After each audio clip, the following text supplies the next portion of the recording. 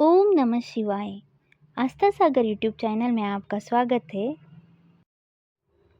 रुद्र संहिता के पार्वती खंड के 13वें अध्याय में आज पार्वती शिव का दार्शनिक संवाद सुनेंगे। भगवान शंकर के वचन सुनकर पार्वती जी बोली, योगीराज, आपने जो कुछ भी मेरे पिता श्री गिरिराज हिमालय से कहा उसका उत्तर मैं देती हूँ। अंतर्यामी, आपने महान तप करने का निश्चय किया है। ऐसा करने का निश्चय आपने शक्ति के कारण ही किया है। सभी कर्मों को करने की यह शक्ति ही प्रकृति है। प्रकृति ही सबकी सृष्टि, पालन और संहार करती है। प्रभु, आप थोड़ा विचार करें, प्रकृति क्या है और आप कौन हैं? यदि प्रकृति न हो तो शरीर तथा स्वरूप किस प्रकार का हो? आप सदा प्राणियों के लिए वंदनीय और चिंतनीय है। यह सब प्रकृति के ही कारण है। पार्वती जी के वचनों को सुनकर उत्तम लीला करने वाले भगवान शिव हंसते हुए बोले, मैं अपने कठोर तप द्वारा प्रकृति का नाश कर चुका हूँ। अब मैं तत्व रूप में स्थित हूँ। साधु पुरुषों को प्रकृति का संग्रह नहीं करना चाहिए। भगवान शिव के इस प्रकार के वचनों को सुनकर पार्वती हंसती हुई बोली, हे करुणा निधान, कल्याणकारी योगीराज, आपने जो कहा क्या वह प्रकृति नहीं है? जो फिर आप उससे अलग कैसे हो सकते हैं? बोलना या कुछ भी करना अर्थात हमारे द्वारा किया गया हर क्रियाकलाप ही प्रकृति है।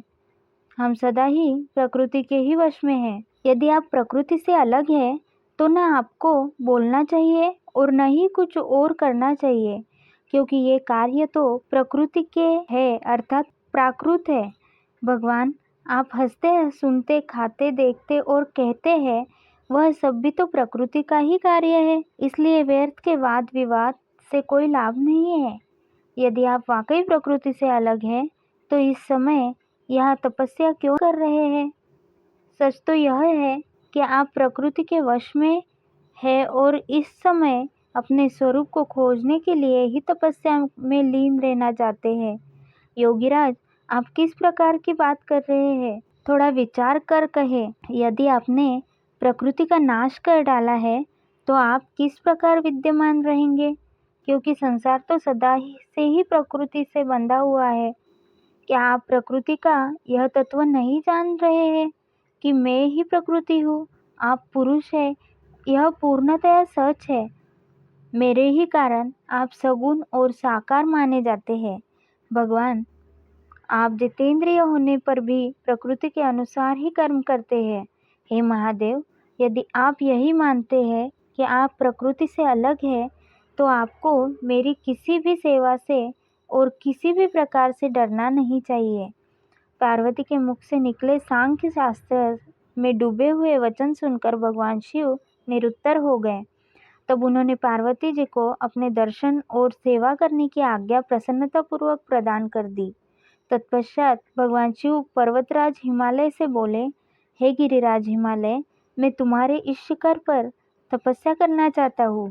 कृपया मुझे इसकी आज्ञा प्रदान करें। देवाधिदेव भगवान शिव के इस प्रकार के वचनों को सुनकर गिरिराज हिमालय दोनों हाथ जोड़कर बोले, हे महादेव, यह पूरा संसार आपका ही है। सभी देवता, असुर और मनुष्य सदैव आपका ही पूजन और चिंतन करते हैं। मैं आपके सामने एक तुच्छ मनुष्य हूँ। भला मैं आपको किस प्रकार आज्ञा दे सकता हूँ? प्रभु, यह आपकी इच्छा है। आप जब तक यहाँ निवास करना चाहे कर सकते हैं। गिरिराज के इन वचनों को सुनकर भगवान शिव मुस्कुराने लगे और आदरपूर्वक हिमालय से बोले, अब आप जाइए। अब हमारी तप करने की इच्छा है। तुम्हारी कन्या नित्य आकार मेरे दर्शन कर सकती है और मेरी सेवा करने की भी मैं उसे आज्ञा देता हूँ। लोक कल्याणकारी भगवान शिव के इन उत्तम वचनों को सुनकर हिमालय और पार्वती जी बहुत प्रसन्न हुए। उन्होंने त्रिलोकीनाथ भगवान शिव को नमस्कार किया और अपने घर लौट गए। उसी दिन से पार्वती जी प्रतिदिन भगवान शिव के दर्शनों के लिए वहां आती। उस समय उनके साथ उनकी दो सखियां भी वहां जाती और भक्तिपूर्वक शिव जी की सेवा करती। वे महादेव के चरणों को धोकर उस चरणामृत को पीती थी। तत्पश्चात उनके चरणों को पोंछती, फिर उनका षोडोपचार अर्थात 16 उपचारों से विधिवत पूजन करने के पश्चात अपने घर वापस लौट आती। इस प्रकार प्रतिदिन शिव जी का पूजन करते हुए बहुत समय व्यतीत हो गया। कभी कभी पार्वती जी अपनी सखियों के साथ वहाँ भक्तिपूर्वक उनके भजनों को भी गाती थी। एक दिन सदाशिव ने पार्वती जी को इस प्रकार अपनी सेवा में तत्पर देखकर विचार किया कि जब इनके हृदय में उपजे अभिमान के बीज के अंकुर का नाश हो जाएगा, तभी मैं इनका पानी ग्रहण करूंगा। ऐसा सोचकर लीलाधारी भगवान शिव पुनः ध्यान में मग्न हो गए। तब उनका मन चिंता मुक्त हो गया। तब देवी पार्वती भगवान शिव के रूप का चिंतन करती हुई भक्तिभाव से उनकी सेवा करती रहती। भगवान शंकर भी शुद्ध भाव से पार्वती को प्रतिदिन दर्शन देते थे। इसी बीच इंद्र और अन्य देवताओं मुनि ब्रह्मा जी के पास पहुंचे। ब्रह्मा जी की आज्ञा से कामदेव हिमालय पर्वत पर गए। सभी देवताओं के कार्य की सिद्धि हेतु काम की प्रेरणा से वे पार्वती शिव का संयोग कराना चाहते थे।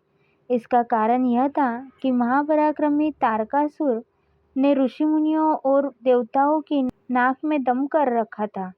उसका वध करने के लिए उन्हें भगवान शिव जैसे महापराक्रमी और बलवान पुत्र की आवश्यकता थी।